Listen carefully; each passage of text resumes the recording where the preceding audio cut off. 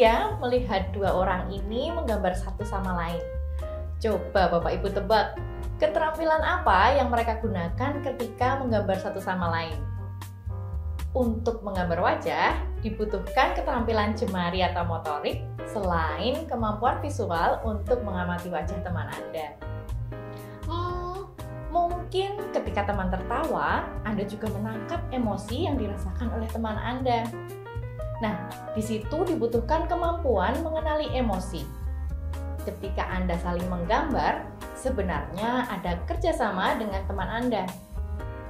Nah, di situ ada keterampilan sosial yang juga terlibat. Selain itu, untuk bisa menebak emosi, tentu dibutuhkan kemampuan kognitif juga kan? Jadi, jelas banyak kemampuan yang terlibat dalam kegiatan sederhana seperti itu. Bapak Ibu, ilustrasi tadi dapat mencerminkan situasi nyata di mana dalam kehidupan banyak keterampilan yang kita gunakan pada waktu yang bersamaan.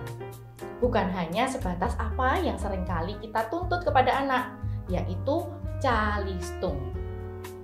Kadang sebagai orang dewasa, kita merasa paling penting itu anak belajar calistung.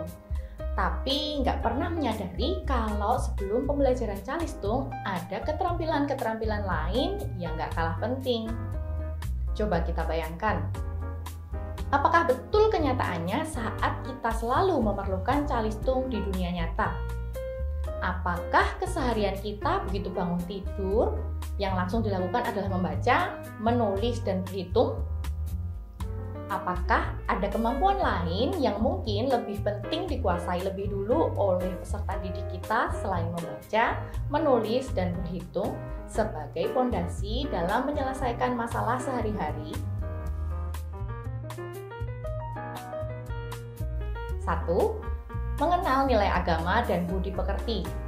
Misalnya, mengenal konsep Tuhan Yang Maha Esa dan mengetahui kegiatan ibadah sesuai dengan agama atau kepercayaannya dan bersedia menjalin interaksi dengan teman sebayanya. 2. Kematangan emosi yang cukup untuk berkegiatan di lingkungan belajar. Misalnya, mampu menunggu dan dapat mempertahankan perhatian untuk mengikuti kegiatan di kelas dalam rentang waktu yang sesuai dengan usianya. 3. Keterampilan sosial dan bahasa yang memadai untuk berinteraksi sehat dengan teman sebaya dan individu lainnya. Misalnya, dapat meminta tolong, mengucap maaf, dan terima kasih. 4. Pemaknaan terhadap belajar yang positif.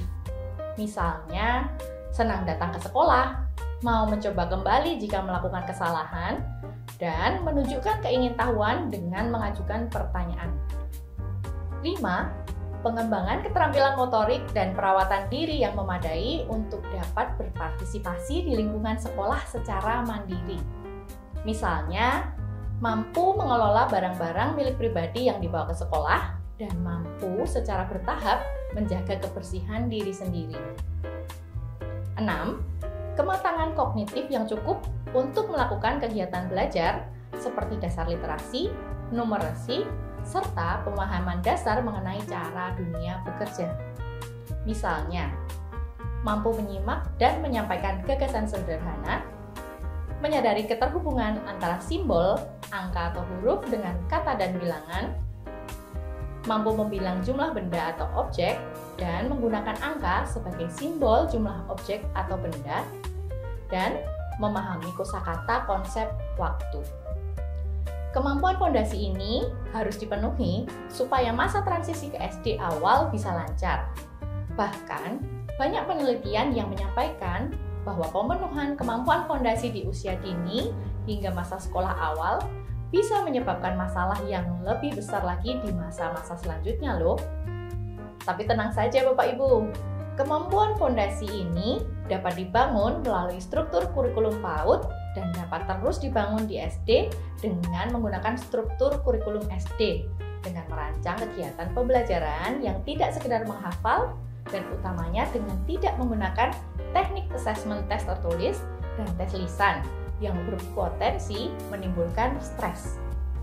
Karena tidak semua anak SD pernah melalui PAUD, dan setiap anak berhak mendapatkan pembinaan kemampuan fondasi.